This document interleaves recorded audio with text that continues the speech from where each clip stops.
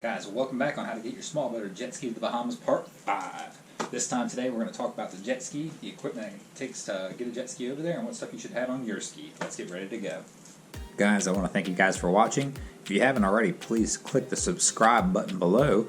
We got a lot of big things coming up over the next few weeks. We'll have the continuation of the Great Loop series and the trip to Eczema coming up in the next couple weeks as well. So once again, please subscribe below. Thanks, guys.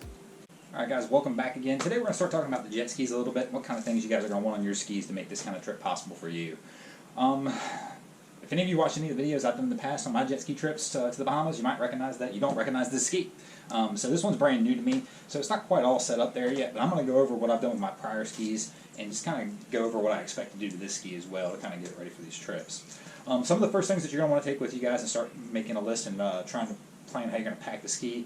Of course, you're going to need docking lines. Most of your docks that you're going to see in the Bahamas that you're going to use are actually going to be fixed docks. So you're actually going to want long docking lines. I would recommend that you're going to want 3 or 4 for your jet ski because you're going to have to find a way to mount them off of those so they don't get stuck underneath of them. And I would probably go ahead and grab the 35-foot docking lines that I was going to carry with me. Another thing that a lot of people don't typically always have on a jet ski that you're going to want is an anchor. Typically what I'll carry on this is the smallest mantis anchor they make, and then in the front compartment I'll actually go ahead and I'll make a type of mount that will mount in that front compartment where I can hold that mantis anchor up. So it's the same situation as with the boat. I don't want this bouncing around inside of there because it will do a lot of damage really quick. So you're going to want a way to mount it up and get it fixed in there. One of the other things that we'll always try and make sure we have on something like this is going to be a first aid kit of some kind. I'll tell you what, I've been more injured every single time I've done these trips on a jet ski than I've ever been on the boat. Always at some point in the trip something gets cut, something happens, so you always want to just make sure you have at least a small first aid kit just to take care of some of the basic needs and necessities while you're there as well. Also, dry bags. Jet skis really aren't that waterproof unless your jet ski does have a waterproof compartment and you can get everything you need that you want to be waterproof in there, then you're probably good. But I still would recommend a dry bag, even for the other things, because everything on a jet ski, if it starts getting wet, it just adds more weight. So if you can keep everything dry, the less weight you'll be carrying across when you're doing that. Also, the dry bag will give you some flexibility where I don't necessarily have to put everything in the front storage compartment. I can then actually find a way to mount a dry bag back here on the back end of the jet ski. So guys, one of the other things I want to do when I start doing this with my ski as well is I'll add a bilge pump. A lot of the newer skis nowadays are starting to come with bilge pumps. This particular one did not, so I'm going to have to add one into it. But typically you just want to find one of the lowest spots back here in the engine compartment you can. We'll go ahead and wire it up to the battery in the front, and I'll drill a hole into the fiberglass right here coming out that I'll actually have my spew spot where it'll spit it back out. But if your ski doesn't come stock with one, I do recommend that you actually do put a bilge pump on here. The worst case scenario is going to buy you a little extra time. Also, if you flip the ski over, it's going to help you evacuate water out faster. Less likely the chance that you're going to get water into the engine then as well. So something else you want to look into is if your ski does not have a bilge pump, you'll want to add one. If your ski does have a factory bilge pump, it probably is enough for you to be good with that. I don't really recommend the siphon pumps. In other words, Kawasaki, I believe, uses a siphon pump. And that, like, it'll suck water out as the ski's moving, because in an emergency situation you get the ski flipped over and it's already full of water. That means I actually got to start the ski to actually get it to start putting water out. At least with the bilge pump, it'll just start sucking it out immediately. So as you continue to go down the list of the things that you guys need to get yourself and your jet ski there, some of the other items that I'm going to carry on my ski are kind of more for just in case purposes. I do keep a small toolkit. You'll kind of look at your ski, see what items you might need in that toolkit. Obviously, this ski is going to be a little bit different than a Yamaha, what it's going to need, and a little bit different even than what a Kawasaki is going to need. So just take a quick look at a lot of the quick bolts and stuff like that you think you might need to get off, or any kind of common thing that you think you might have to do to the ski while you're there. Make sure you have the tools to do that. Another one, buy some extra hose clamps. Just go to Home Depot or Lowe's even and just buy some cheap ones. You can buy the quick connect ones even, but in an emergency, if a hose clamp fails, something pops off and you can't find it, it's always nice just to keep a few. I usually keep about 4 or 5 extra smaller ones, various size ones on my ski. This is just in case precaution on that. Also, you're going to want, I usually bring a knife of some kind, just so if something gets caught up underneath the pump, I've got some way of trying to get it cut out. So bring a knife that you're comfortable using and that you're comfortable getting in the salt water with, just in case you see anything gets locked up in that pump, you've got the ability to go ahead and try and get that pulled out. Alright guys, and everybody's GPS mounting setup is going to be a little bit different. What I've done on this ski is I've got a RAM mount, of course my Garmin 78SC on here. The Garmin 78SC comes with a lanyard or a leash. always find a way to try and secure it somewhere else as well. So here on the CD, you can't probably see it from where I'm videoing there, but there's a little gap over here where I actually secure this.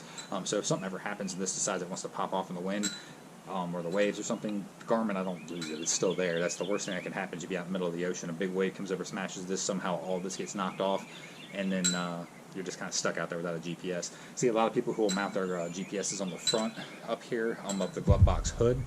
You can do that as well. I feel that kind of gets in the way, and it's also hard for me to look down and see where I'm going when I'm doing that. But this setup right here, it's very easy and line of sight for me to see exactly where I'm going and traveling to, and able to kind of keep an eye on this right here. The screen's a little small, but I've actually never really had any issues trying to navigate with this. It's always got me where I needed to go, basically.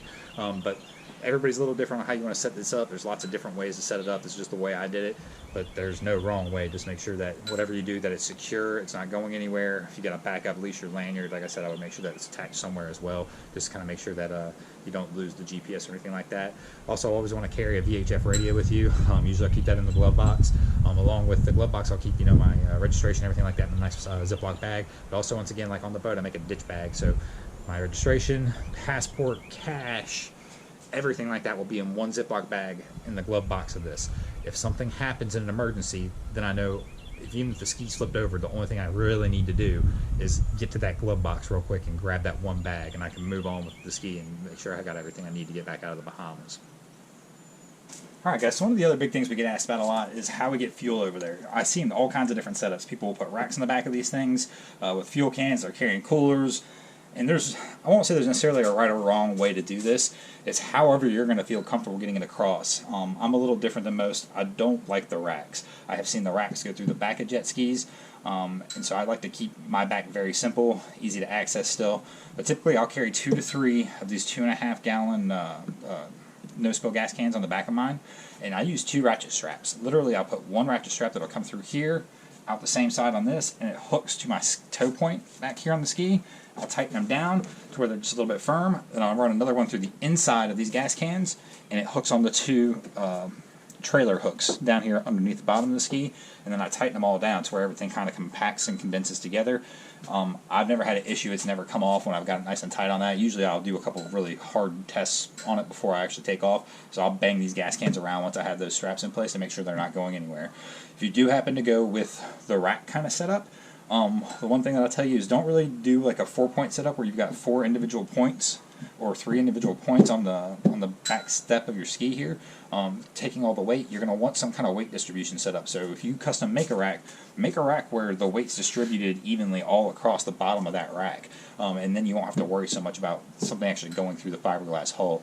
I'm going to try and find some pictures online. If I do, you'll probably see them somewhere right in here in the video of one of the guys I know who actually had it go through the back of his ski on an Abacos trip.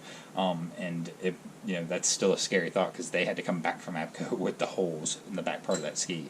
So once again, there's no right or wrong way necessarily to do it. It's however you feel comfortable.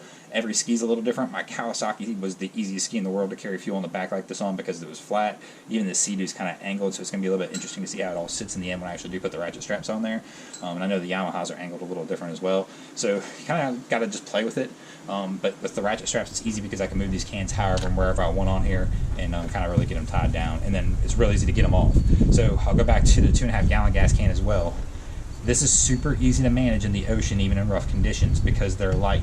You get to a 5 gallon gas can, it starts to become a whole lot more difficult when everything's rocking and rolling to keep your gas can up there on top of the jet ski to where you can get your fuel in. So once again, I still recommend that, if you can, go with 3 of these over a 5 gallon, or even 4 of them over 2 5 gallons.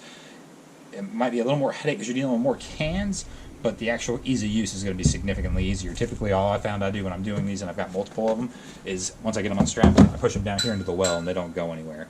And then when I'm ready to use them, and then when I'm ready to start getting them back together, I'll just turn around backwards up here and pull them each one by one out of the well, and I'll start hooking it back together in here. So, if you guys got any questions, let me know.